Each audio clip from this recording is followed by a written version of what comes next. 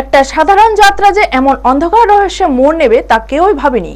উত্তর জেলার ধর্মনগর মহকুমার পূর্ব রাধাপুর গ্রামের বাসিন্দা প্রাণকৃষ্ণ পালের স্ত্রী মন্টি পাল ও 7 বছরের কন্যা রেশমি পাল রহস্যজনকভাবে নিখোঁজ হয়ে যায়।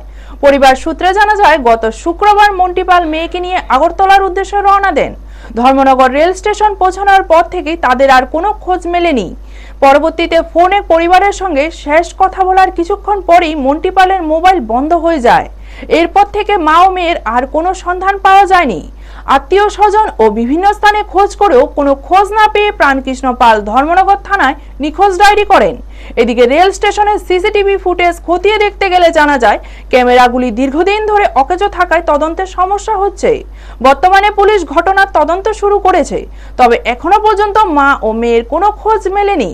ঘটনায় পরিবার ও এলাকায় গভীর উদ্বেগ ও চাঞ্চল্য ছড়িয়েছে। ব্যুরো রিপোর্ট, নিউজ তৎকাল 24। কি হয়েছে ঘটনা? ঘটনা শুক্রবার দিন সকালে আগরতলা যাইতো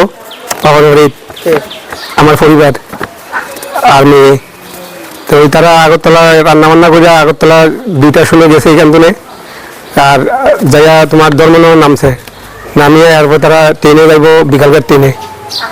এরপরে বিকালের ট্রেনে আমার শালিয়ে ফোন করছে। তারা 3:30টায় তোমার তার লোক যোগাযোগ হয়েছে শালির লোকে। তখন শালিয়ে কইছে, কয় তুই সম্পূর্ণ দম স্টেশনে, আমি দম স্টেশনে। এরপরে তো আর তাই মোবাইল সুইচ অফ। এরপরে আর বিকাল 5টায় আবার ফোন করছে আমার শালিয়ে, আমারে হয় দাদাভাই দিদির তো মোবাইল সুইচ অফ। আমি কই দেখ, মনে হয় 3 নম্বর টুরা মোবাইল জলের টাওয়ার পাওয়া যায় না, দেখ আরো 2 ঘন্টা দেখ। এরপরে 6টা 6:30 দিয়ে আবার ফোন করছে আমার শালিয়ে, হয় দাদাভাই দিদির মোবাইল তো সুইচ অফ দেখ। আমি কই দেখ তো বাবা 8:30 পর্যন্ত দেখ।